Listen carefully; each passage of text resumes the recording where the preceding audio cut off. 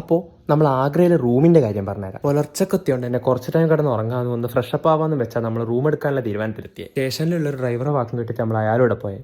Per head 200 പറഞ്ഞ room ആടെ എത്തിയപ്പോൾ 250. സത്യം പറഞ്ഞാൽ അപ്പം തന്നെ നമുക്ക് ബാക്ക് അടിക്കായിരുന്നു. പിന്നെ ആ ടൈം ആയതുകൊണ്ട് ആടെ വലിയ പരിചയം ഇല്ലാത്തതുകൊണ്ട് 250 അല്ലേന്ന് വെച്ച് നമ്മൾ റൂം അങ്ങ് എടുത്ത്. റൂം ഫസ്റ്റ് കാണിച്ചതിനും ഒരു തട്ടിക്കൂട്ട് സെറ്റപ്പാന്ന് അപ്പം മനസ്സിലായതാ. പിന്നെ കുറച്ച് ടൈം ആയതുകൊണ്ട് അങ്ങ് അഡ്ജസ്റ്റ് ചെയ്ത്. അന്നത്തെ വീഡിയോ പറഞ്ഞ പോലെ ബാത്റൂമിൽ നിന്ന് വിളിക്കുമ്പോൾ ടൈലിന്റെ ഇടയിലൂടെ ഹാളിൽ വെള്ളം എവിടെയൊക്കെ എങ്ങനെയൊക്കെയാ ലീക്ക് ഇവർക്ക് തന്നെ അറിയില്ല. റൂം എടുക്കുന്ന ടൈം അവർ 24 അവർ റണ്ണിങ് ഹോട്ട് വാട്ടർ ഒക്കെ പറഞ്ഞായിരുന്നു. പിന്നെ തിരിഞ്ഞ് റണ്ണിങ് വാട്ടർ തന്നെയാണ്. ബക്കറ്റിൽ വെള്ളം നിറച്ച് റൂമിൽ കൊണ്ടുതരും. അത് പെർ ബക്കറ്റ് 20 റുപ്യ. ചാമ്പി നിങ്ങളെ ചൂടുവെള്ളം വേണ്ട ഒരു ലൊട്ടയും വേണ്ടെന്ന് പറഞ്ഞാൽ ആ തണുപ്പത്ത് പച്ച വെള്ളത്തിൽ കുളിച്ചിട്ട് നമ്മൾ നടന്നിറങ്ങി. ബാഗ് അടുത്ത റൂമിൽ വെക്കാൻ നോ എക്സ്ട്രാ ചാർജ് എന്ന് പ്രത്യേകം പറഞ്ഞിട്ട് നമ്മൾ താജ് കാണാൻ പോയത്. ഡ്രൈവർ അയാളെ നമ്പർ തന്ന് എന്ത് ആവശ്യം ഉണ്ടെങ്കിലും കോൾ കരോ എന്ന് പറഞ്ഞു പോയതാ. കറക്കൊക്കെ കഴിഞ്ഞ് വിളിക്കുമ്പോൾ പിന്നെ ആ പന്നിയുടെ ഫോൺ എടുക്കുന്നില്ല. വട്ടത്തിലും നീളത്തിലുമായി. ഭാഗ്യത്തിന് എന്റെ ഫോണിൽ ഈ ഹോട്ടലിന്റെ ഫോട്ടോ ഉണ്ടായതുകൊണ്ട് എങ്ങനെയൊക്കെയോ മാപ്പ് നോക്കി 2-3 ഓട്ടവും മാറി കയറിയിട്ട് ലാസ്റ്റ് ഇവിടെ എത്തി. ബാഗ് എടുക്കാൻ പോകുമ്പോൾ പറയുന്നത് സർവീസ് ചാർജ് അടച്ചാലേ ബാഗ് തരുള്ളൂ എന്ന്. വീണ്ടും ചാമ്പൽ. അങ്ങനെ സർവീസ് ചാർജ് ആയ 200 റുപ്യ അവന്റെ അണ്ണാക്കിലേക്ക് തള്ളിയിട്ടാണ് നമ്മൾ അവിടെ നിന്ന് ഇറങ്ങിയത്. സോ റിക്ഷക്കാരുടെ ചാമ്പലിൽ വീഴുമ്പോൾ നോക്കിയും കണ്ടും വീഴണം.